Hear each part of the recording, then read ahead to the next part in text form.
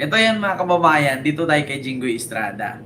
Jinggoy Estrada, Bunuan, at Bernardo, pinakakasuhan na po ng DOJ. No? Sa pamamagitan ng DOJ spokesperson na si Martinez, Paulo Martinez, ay inexplain niya po mga kababayan.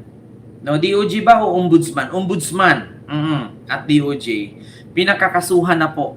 No, ay inexplain na din po mga kababayan ni spokesman ng ombudsman na si Clavano, no? So ito po, mga kababayan, ako patay ka diha Jinggoy. Ito si Miko Clavano, mga kababayan, plunder and grab case inirekomenda versus Jinggoy Estrada, Bunuan at Bernardo at iba pa according sa DOJ ng ombudsman. DOJ sa ombudsman. Ito po, inirekomenda ha mga kababayan na pinakakasuhan ng ombudsman sa DOJ. What would you tell a man who can scroll for hours but can't work for 10 minutes and hates himself for it every night? I have two announcements for today. First, I would like to announce that the Senate Secretariat has received the order of preventive suspension of Sergeant at Arms Mau Ablasca. Evan, ano ang mga kaso ang inirekomenda ng DOJ na isang pa sa mga respondent? Bernard, kaso plunder, graft, direct bribery at corruption of public officials ang inirekomendang ikaso ng ombudsman dito sa mga sangkot na individual. Batayan sa resolusyong kanilang natanggap mula sa Department of Justice.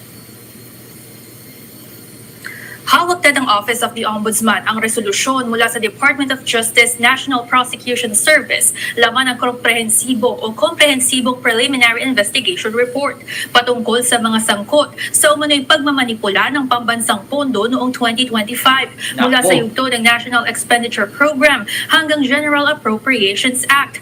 Napag-alaman din ang mga umano'y bid rigging o pandaraya sa mga kontrata na pinopondohan ng gobyerno. The DOJ panel concluded that there is an interconnected network of public officers who abused their official designations to manipulate project specifications, clear budgets, and rig public bidding workflows. Kasama rito sina Senator Jinggoy Estrada, former DPWH Secretary Manuel Bunuan, iba pang DPWH officials na sina Bong Dinglasan, Denrel Cortuna, Manny Bulusan, Arturo Gonzales at iba pang mga individual. Bagamat mga sangkot rin, inirekomendang wag nang isama ang yumaong dating DPWH Undersecretary na si Catalina Cabral, pati ang dating DPWH officials na ngayon state witnesses na sina Roberto Bernardo, Gerard Opulencia at Henry Alcantara kapalit ang kanilang matitibay na testimonya. Ayon kay Assistant Ombudsman Miko Clavano, ang mga individual na ito ang nadidiin sa legislative records, position description forms at sinumpaang transcripts sa Senate Blue Ribbon Committee na nagdedetalye ng mga umano'y pagmamaniobra at pagkamkam ng 30% na komisyon mula sa regional flood control projects. Posibleng humarap ang mga ito sa kasong plunder, violation sa Anti-Graft and Corrupt Practices Act, direct bribery and receiving gifts by public officers at corruption of public officials. Ngayong hawak na ng Ombudsman ang resolusyon, magsasagawa sila ng independent review o sariling pagsusuri sa resulta ng investigasyon ng DOJ.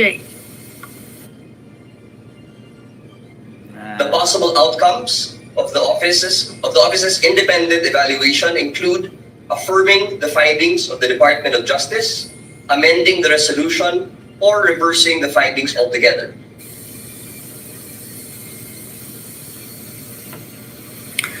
Bernard, pagkatapos maisagawa ng Office of the Ombudsman ang kanilang independent review, yun naman ang pagkakataon para antabayanan natin kung sino-sino mga opisyal at ano-anong mga reklamo o kaso ang formal na ihahain ng anti-graft body sa hukuman. Yan mo ng update mula dito sa Office of the Ombudsman sa Quezon City. Balik sa inyo dyan, Bernard. Ayan na, mga kababayan. Pinakakasuhan na at nirekomenda na ng ombudsman sa DOJ. Nakasuhan si Jinggoy, si Bernardo at si Bunuan at iba pa. Patay ka rin na, nako. Ay, naku, si Bato nagtago na, si Jinggoy Maristo, si Bongo, ha? Maubos talaga sila dyan. Mga kababayan, maubos talaga sila dyan. Nako, yan na nga. Maubos talaga sila. So, kala ko mga kababayan makulong na si Jinggoy dahil sa CCTV footage na pinapatago niya sa USAA, no, yung kaganapang barilan sa Senado. Kala ko doon na siya makulong eh. Hindi pala. Kasong ano pala, graft and corruption pala to, mga kababayan, no? Ang ikinaso sa kanya at ipapakaso sa kanya ng ombudsman, no, sa DOJ. Patay ka din na, mga kababayan. Senator Jinggoy Estrada at ex-DPWH Chief Bunuan at Undersecretary Bernardo pinakakasuhan sa flood control scandal. Patay ka din na. Yan nga ang sinasabi ko, mga kababayan. Oo. So, yun nga, mga kababayan.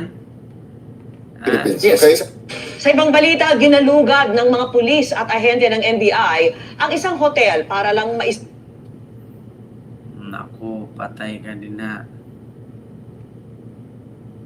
Diyos mio Marimar. Pinakakasuhan na si Jinggoy. Naku, ano na naman kaya? Tiwala pa nga rin daw mga kababayan si PBBM kay Remulla eh. Malaka. Diyos ko mga kababayan, tanong ko lang, may impeach kaya si Sara? Ano sa paningin? Ano sa palagay niyo mga kababayan, may impeach kaya si Sara? Mga kababayan, may impeach kaya si Sara? Ano kaya? Sa palagay ninyo, mga kababayan, paki-comment nga. May impeach kaya siya?